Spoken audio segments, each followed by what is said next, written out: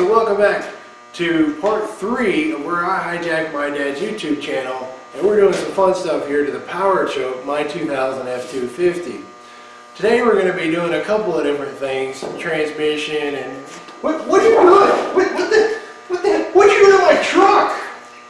Doing nothing. You want me to broad douche it? Oh my god. Somebody's doing stuff. Yeah. Some magical elf came through the shop and just put a douche tip on my truck.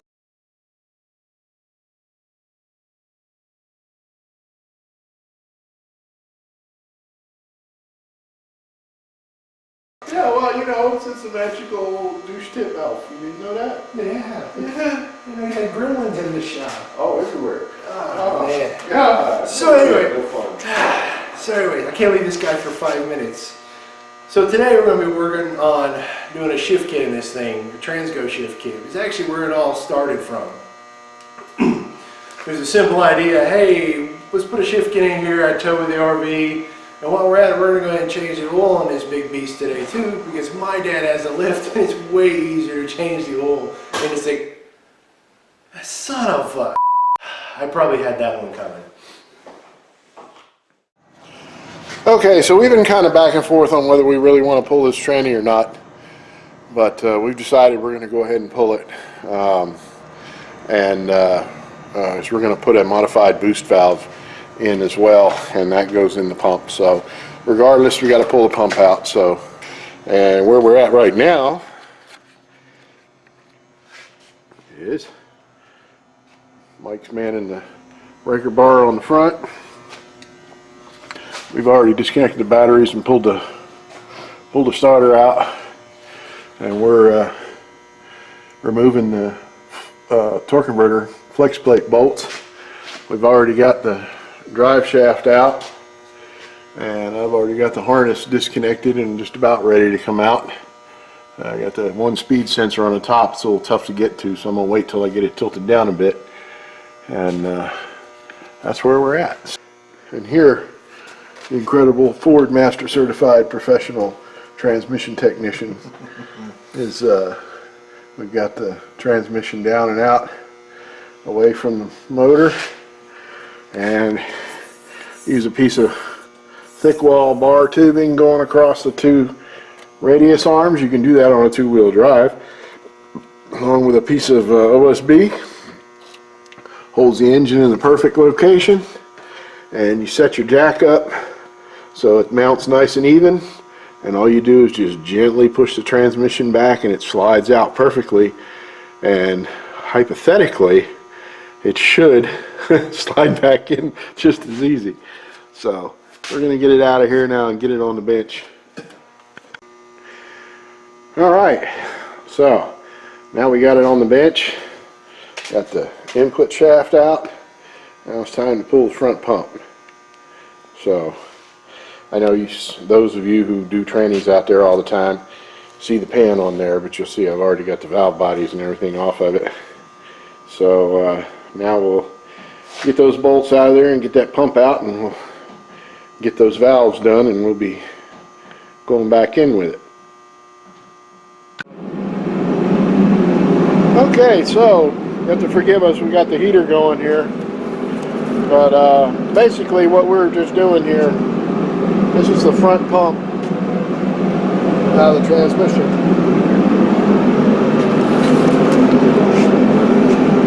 And what we did was we replaced this pulse width modulated converter clutch valve with this one from its add-on to the shift kit. And what that does is it just gives you on-off instead of that silky smooth apply, which just burns up the clutch inside the converter. And then the other thing we did is this here. That's a new boost valve, spring, seat, and then also a new spring for converter pressure regulator valve. So okay, so basically the difficulty here is that it's hard for us to video this because we're all nasty with transmission fluid and then trying to run a camera at the same time. But basically we've gone through and made all these modifications, put different springs in, installed different valves when it's, you know, told us to, and it's a pretty complicated kit, but it's okay to do if you're careful and follow the directions. This is about my third or fourth one that I've done between my vehicle and other folks' vehicles.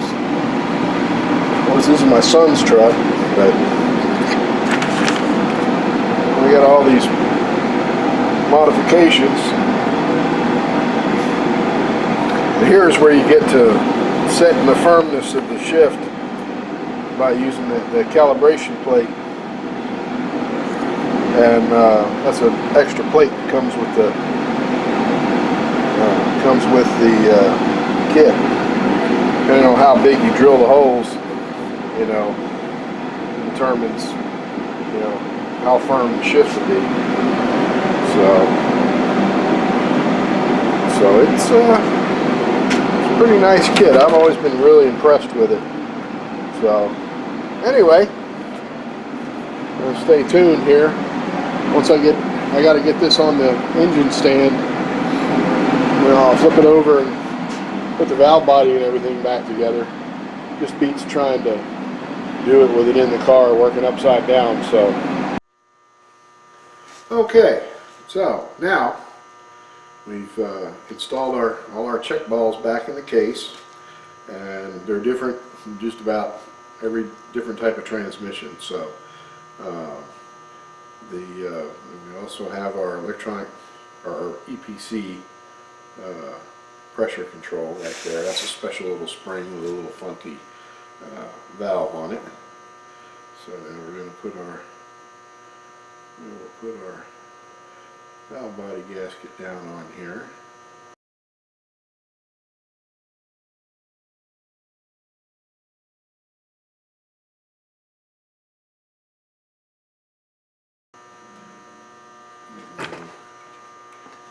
Through that, like so, and I leave a little bit of the fluid on there so it helps that gasket kind of stick down. And then we put our separator plate here, and that's, You had to drill any holes in that one, or? yeah, you had to drill a couple of holes, or enlarge a couple of holes, and you actually had to make one smaller by drilling the hole out and putting an orifice in there, and then that's what that metal check ball in the kit was for. Mm-hmm. You lay it down on the bench and peen it with a hammer. Yeah. All right, so there we have that, and then we have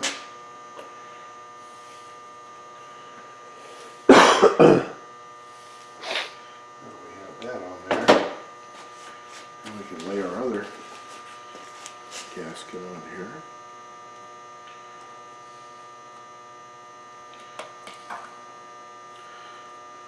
On there like so.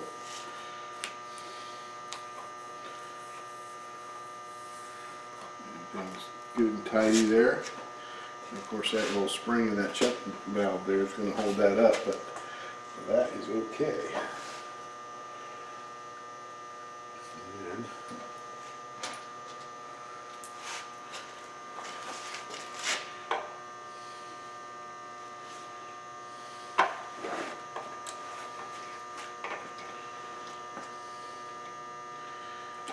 run this down. We want to line our manual valve up with the gear selector there. And we'll just run that kind of down like so.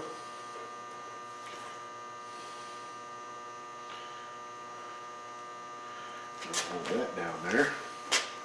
Now, here's where we put our solenoid pack on here. And what we'll want to do need that hole up here so it slides in nice and seals good with that O-ring. And he just happens to have Vaseline in the shop. Oh, always. Plenty of Vaseline laying around. Especially with you, son. Never know. Did you tell him about the check ball incident? Oh, where I tried to put the wrong check balls in the wrong spot? Yeah, that was pretty brilliant on me, wasn't it? Yeah, now this plate will go here like so. And then we put that down in there like that. It's our little screen so we don't lose track of where that puppy goes. And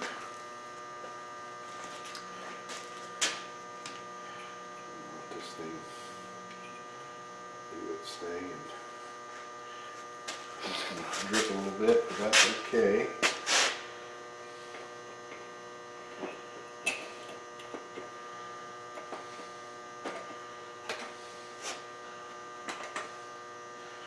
There we go.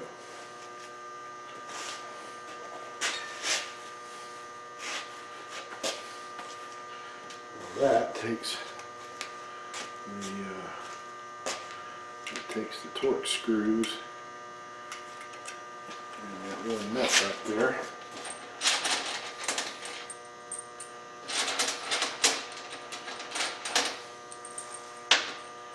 Get all them going in here like so. Here, take a little store one.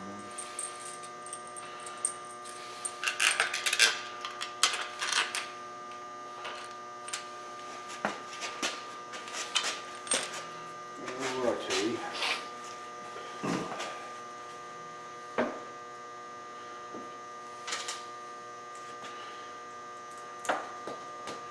We want to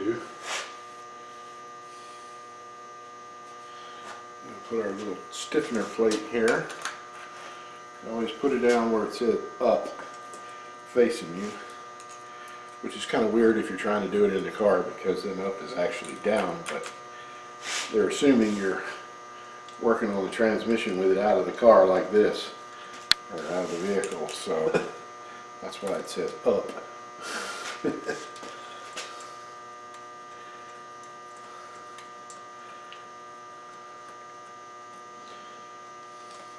Then,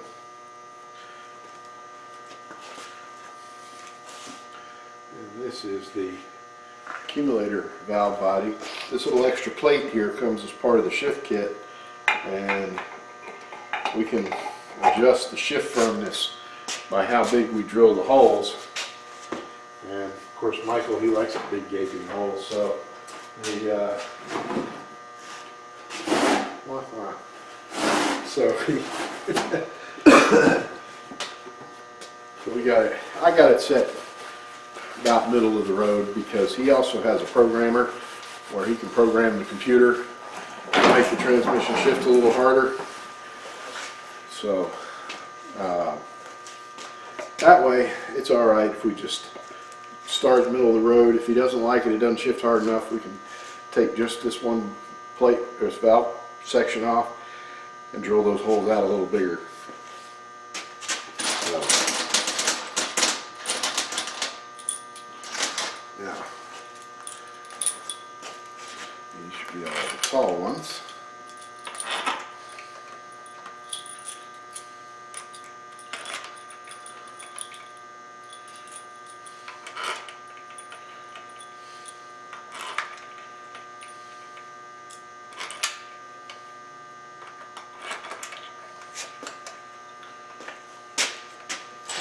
Shorter ones, I'll start putting them in here.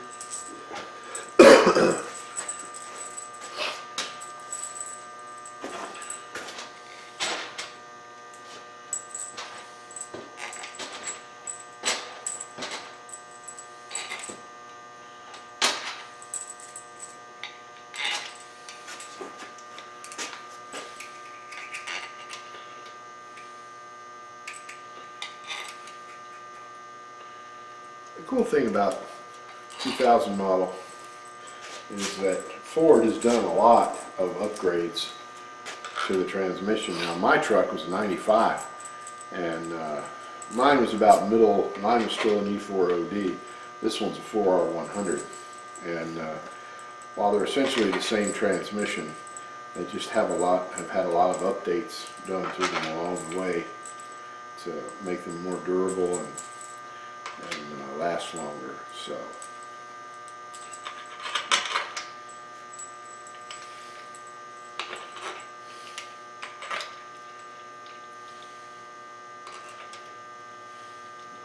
put you one there. Well, from here, it's just a matter of me torquing the valve bodies down. It's you always, when you're dealing with a huge separator plate like that, you just kind of want to start from the middle and work your way out. That way, you know, it torques down and seals nice and easy, or nice and even. Excuse me. Couple okie-dokies, you're good to go.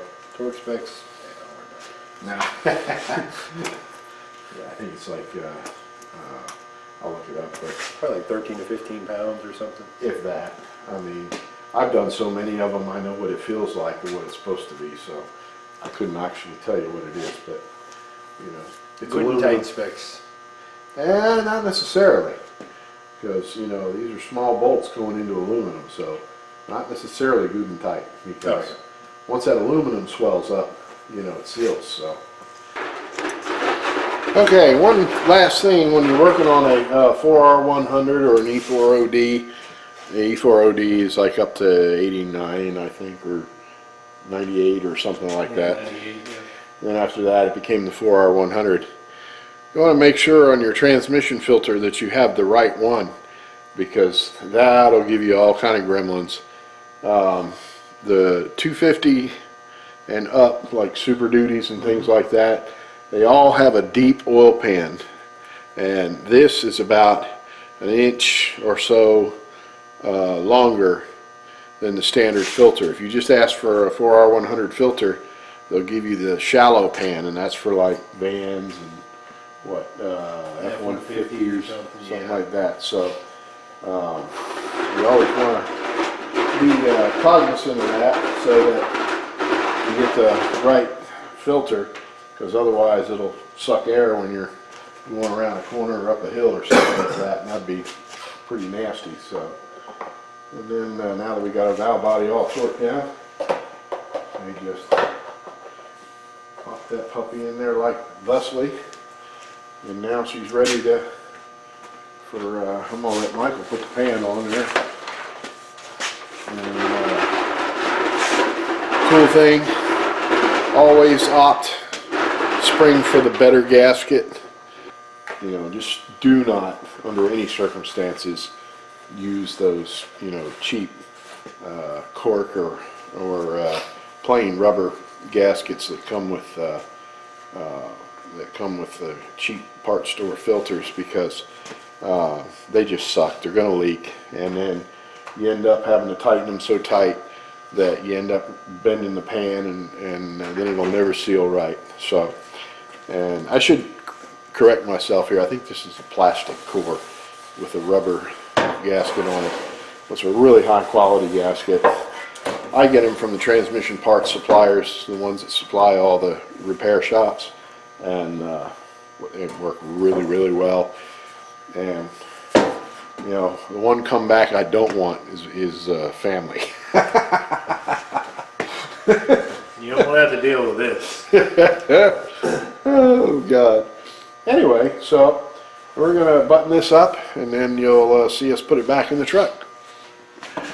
Oh Lordy.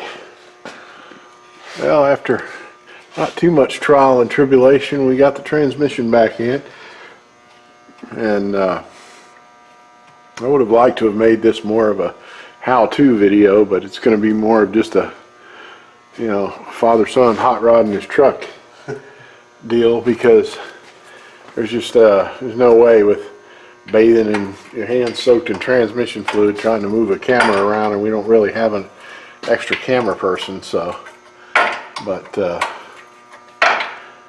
it's all in there. This one's really a piece of cake by comparison. the four-wheel drives, they're a real royal pain. But other than that, he's bolting the starter up now, and he'll hook the battery cables up. And I reckon all we gotta do is hang the drive shaft, right? And put fluids back in it. Well, yeah, and then we set it down, put fluids in it, but well, we'll see here in a minute.